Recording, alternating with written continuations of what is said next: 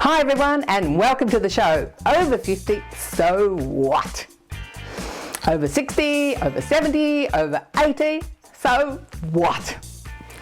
We know we have a range of ages watching this show, proving that age is no barrier. Today we're going to discuss the power of attorney, including how to talk to lawyers, where to go for assistance, and some of the things to watch out for. Important info for all Australians. Movement is medicine. Get ready for the 5-minute fitness in the park. And for the newbies, you can even do this sitting down to start with.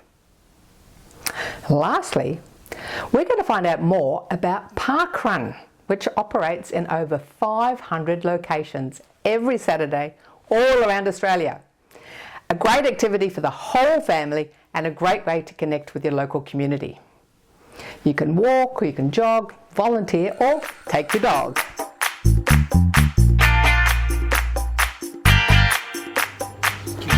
Many of you watching may have witnessed or experienced financial elder abuse, and this may have come from an appointed power of attorney. You might say, it's not going to happen to me. But unfortunately, things can change as we get older and our health deteriorates. It's really important for us all to minimise our risks when it comes to making a will and appointing powers of attorney. We're speaking with Kirsten Young, who is Community Engagement Officer with PCLC, or the Peninsula Community Legal Centre. Hi Kirsten. Hi Carol. Now Kirsten, what's the most common legal issue that you find coming across with people that are older? Wills and powers of attorney, which our session surprise. was about today. Yeah, we could do nothing else but information sessions on wills and powers of attorney.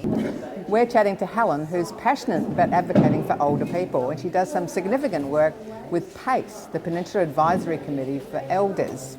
Now, Helen has her own personal story, and we're going to find out more about it. Hi, Helen.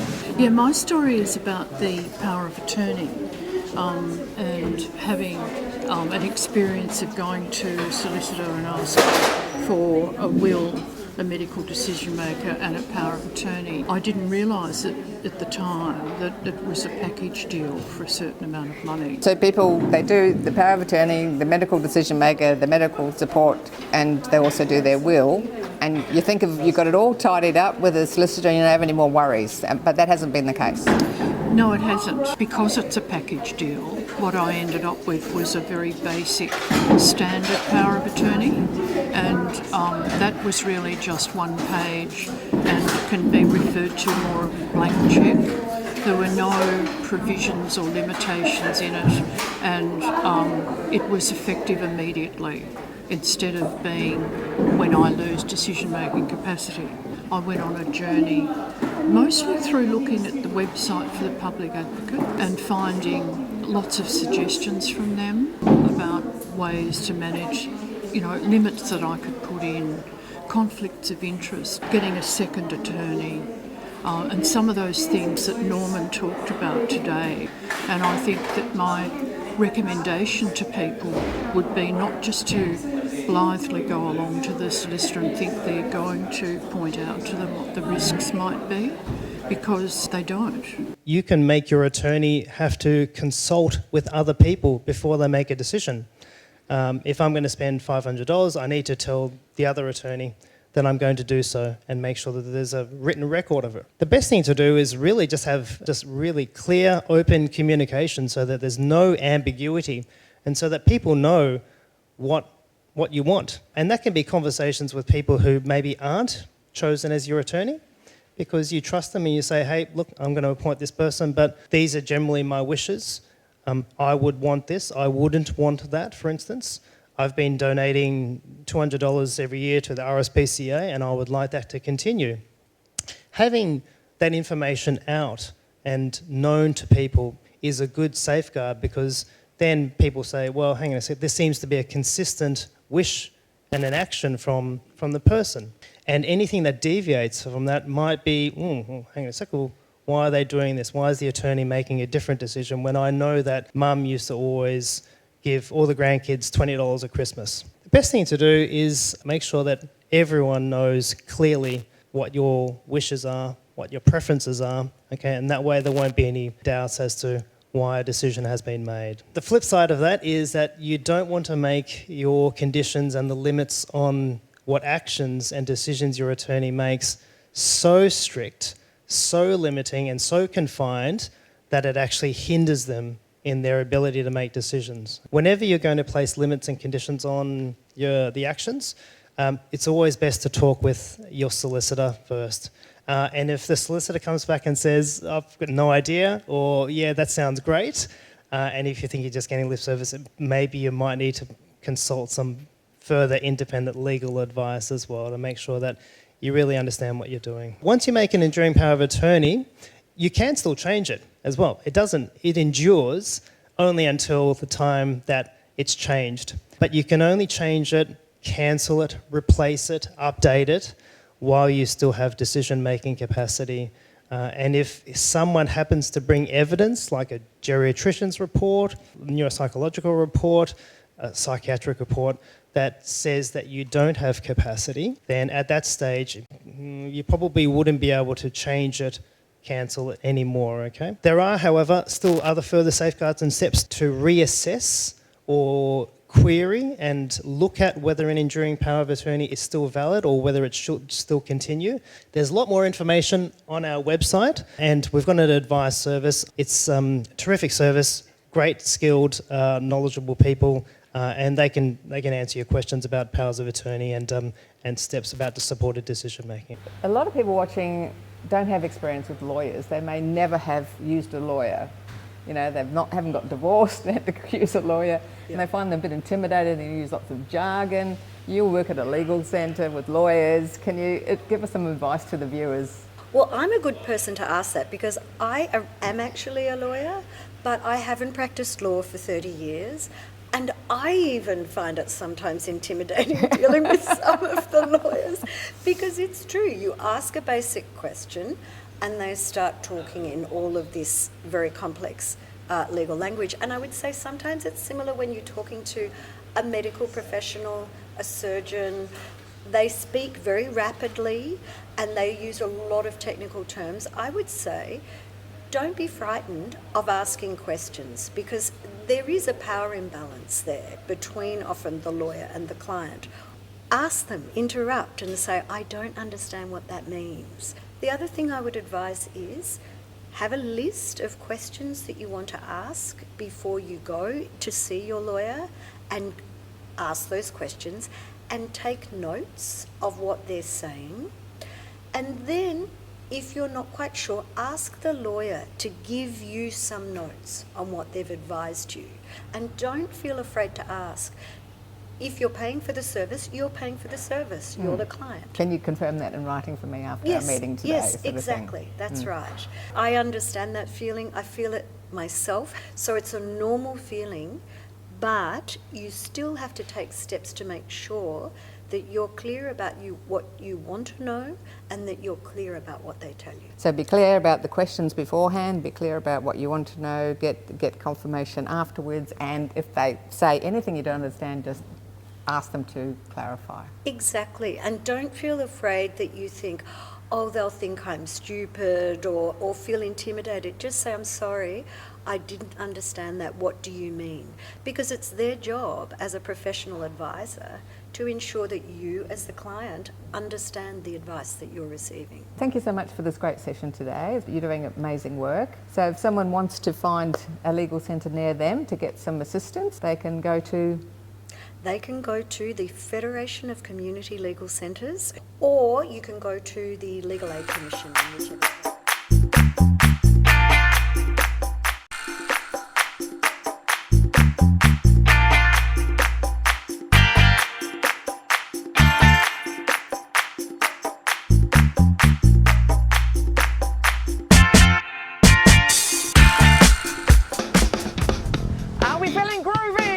because we're going to get moving and we're going to be groovy. Check the space. No dogs, no cats, no accords, no mats. That didn't rhyme that time. 2 steps to the side. 1 and 2. Side step. Now, we're just going to make it a little bit more funky, a bit more groovy.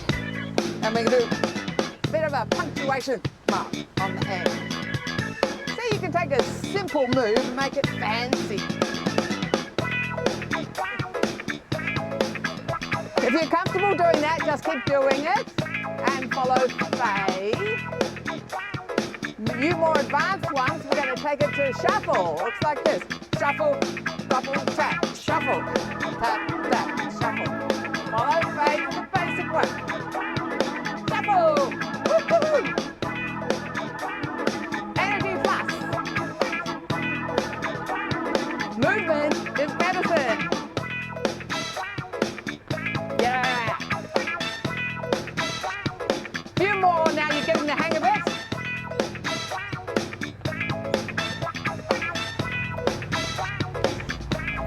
Hold it there. We're going to do, I'll show you sideways. Forward, tap, back, heel. Forward, tap, back. Speed it up. Forward, tap, back, heel. Forward, tap, back, heel. That's it. Now we're going to do a punctuation with the heel. We're going to do a heel dig. And dig. And dig. And heel. I didn't want to get you worried.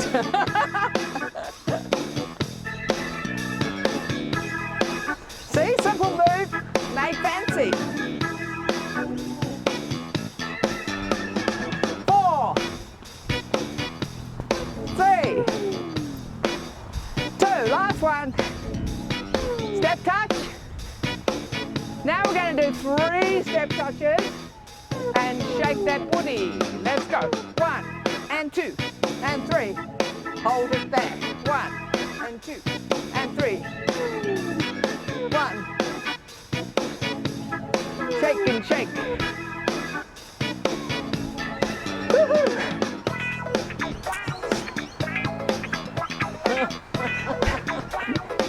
Follow Faye. Like that.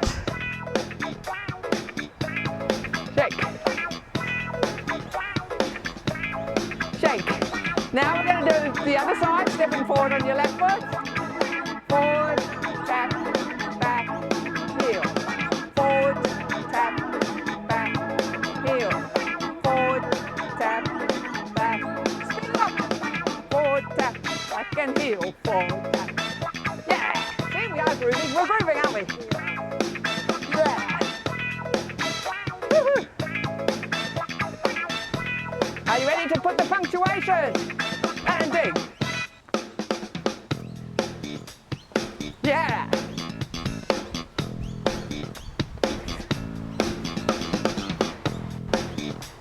And heel. Heel. Heel. Hold it there.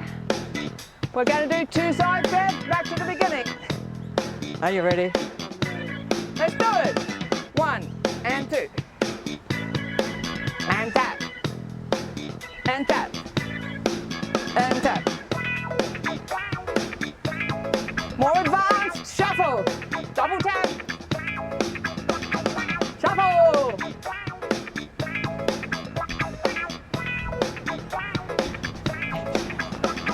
This gets your heart rate up. And your body temperature. It's not cold in the park anymore.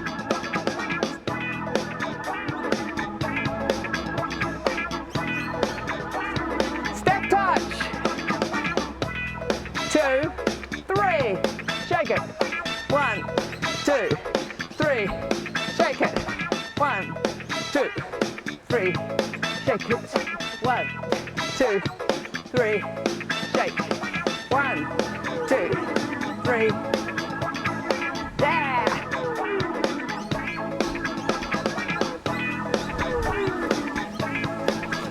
Woo! Yeehaw!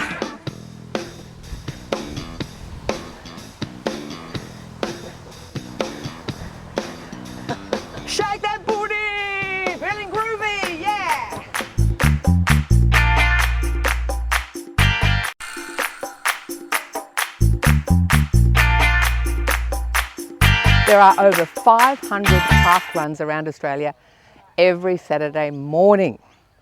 Thanks to Medibank and other sponsors, this is a free community event. Don't let the word run put you off. You can walk, jog, volunteer, or even just watch. Well, today we're at the Chelsea Bicentennial Park Run to find out how it all works and how you might like to be involved.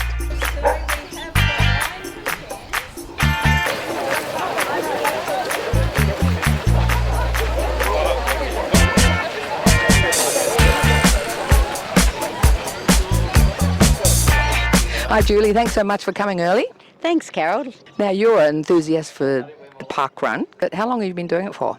I've been doing parkrun for over 7 years now. I started off walking, then I began to run, but I'm back to walking again now. And I come here with a lot of my family. My son comes, my sisters come, and I'm also one of the run directors as well. So I volunteer usually at least once a month. Wow, that's amazing, because apparently there's like 171,000 volunteers in Australia. It's a really good sense of community, and I volunteer because that enables my whole family to be able to participate as well. And what got you into it? Were you a runner in a past life?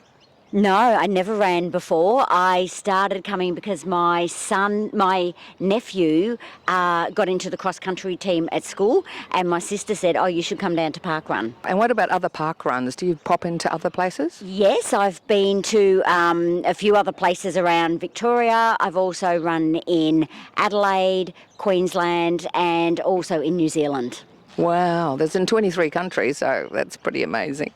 So when we say run, sometimes it's walking, right?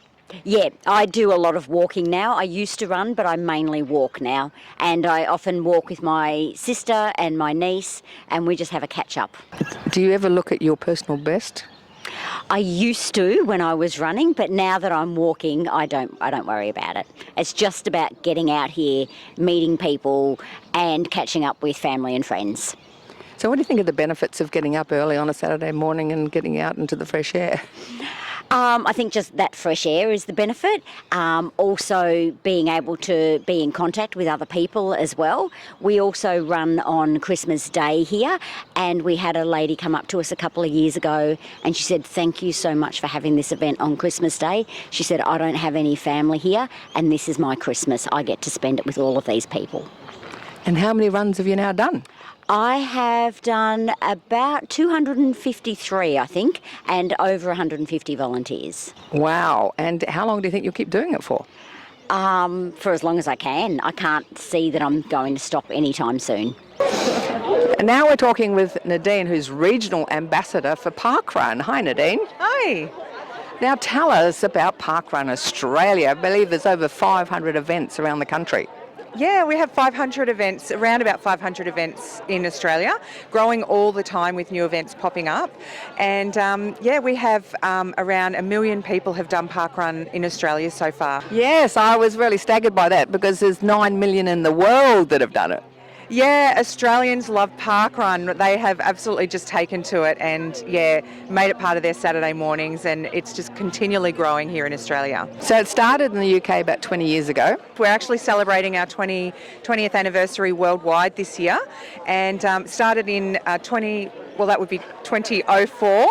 And in Australia, it came to Australia in 2011. There was an Australian guy who was living in the UK, and when he moved home, he decided he wanted to bring parkrun with him, and that's how parkrun came to Australia. So this is a community event. It's a free event. Tell us about how come it's free.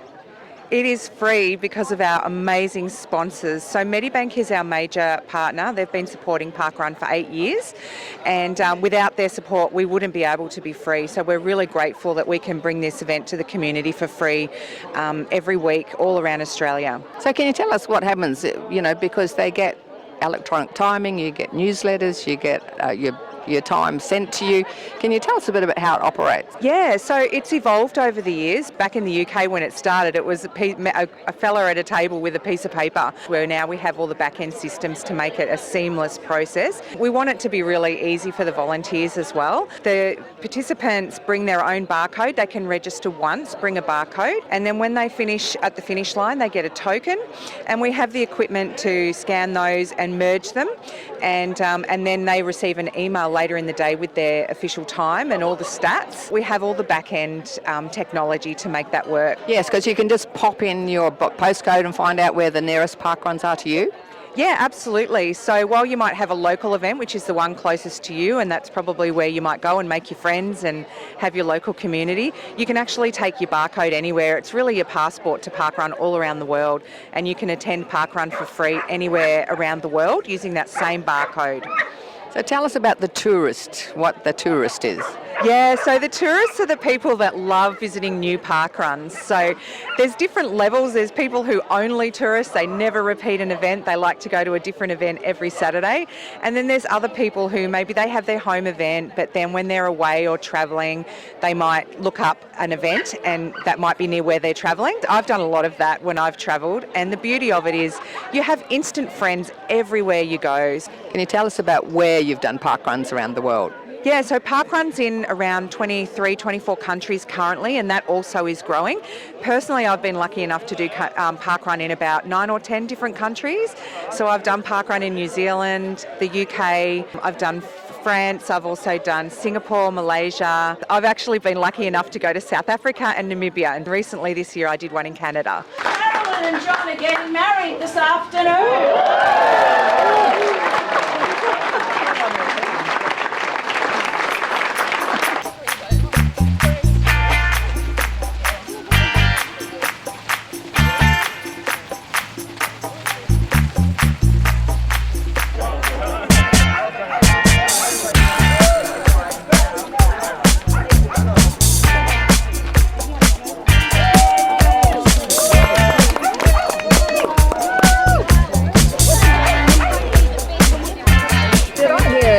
That you're getting married today. Yes, today.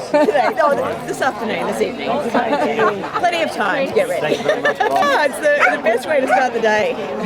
Gets you up early, everyone's in a good mood, gets the endorphins pumping. It's a great way to get started, just up and about doing things. So you've got a really massive day, so happy wedding. Thank you. It's a beautiful day, so it's going to be fabulous. So what do you get out of it?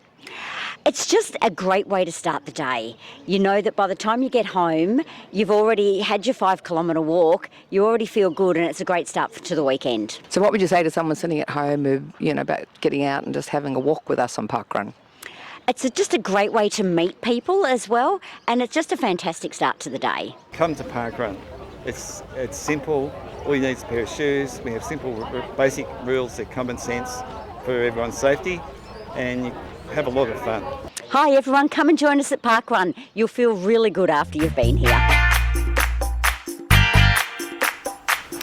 I hope you've been inspired to go and check out the local parkrun on a Saturday morning, even if it's just to watch. The more connections we can make in our local community, the better it is for our overall health and well-being. Now, if you're one of the huge number of Australians over 50 who haven't set up a will or power of attorney, jump on it now. You never know when you might lose decision-making capacity. Check out the Office of the Public Advocate or your local legal community centre. To keep up to date with episodes, or if you want to see one again, go to our website, Facebook or YouTube. You can also connect with us on Insta. Keep doing your 5-minute fitness every day, and maybe go for a walk with your local community on a Saturday morning. Age is just a number, not an excuse. I'm Carol, over 50, so what? See you next time.